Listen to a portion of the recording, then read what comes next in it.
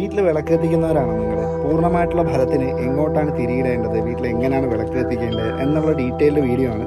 ഈ വീഡിയോ നിങ്ങൾക്ക് ഇഷ്ടപ്പെടുവാണെങ്കിൽ ഈ ചാനൽ ഒന്ന് സബ്സ്ക്രൈബ് ചെയ്യുക. എന്നാൽ മാത്രമേ ഇങ്ങനെയുള്ള കണ്ടന്റുകൾ എനിക്ക് നിലവിളക്കിൻ്റെ അടിഭാഗം ബ്രഹ്മാവിനെയും തണ്ട് വിഷ്ണുവിനെയും മുകൾ ഭാഗം പരമശിവനെയുമാണ് സൂചിപ്പിക്കുന്നത്. നിലവിളക്കിലെ നാളം ലക്ഷ്മി ദേവിയും പ്രകാശം സരസ്വതി ദേവിയും നാളത്തിലെ ചൂട് പാർവതി ദേവിയുമാണ് സൂചിപ്പിക്കുന്നത്. നമ്മുടെ വീട്ടിലൊക്കെ വിളക്ക് കത്തിക്കുമ്പോൾ നമ്മൾ ശ്രദ്ധിക്കേണ്ട ഒരു മെയിൻ കാര്യം എന്ന് പറഞ്ഞാൽ, നമ്മുടെ വീട്ടിൽ കത്തിക്കുമ്പോൾ നിത്യവും 2 തിരിയിട്ട് വേണം കത്തിക്കാൻ. 2 തിരി, ഒരെണ്ണം കിഴക്ക് ദിശയിലും ഒരെണ്ണം പടിഞ്ഞാറ് ദിശയിലും ഇട്ട് വേണം തെളിയിക്കാൻ. വിളക്ക് ഒറ്റ തിരിയിട്ട് കത്തിക്കുന്നത് ശരിയല്ല.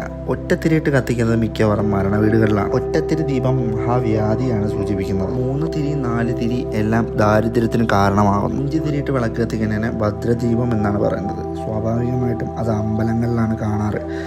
അത് സർവൈശ്വര്യത്തിന് സൂചിപ്പിക്കുന്നു.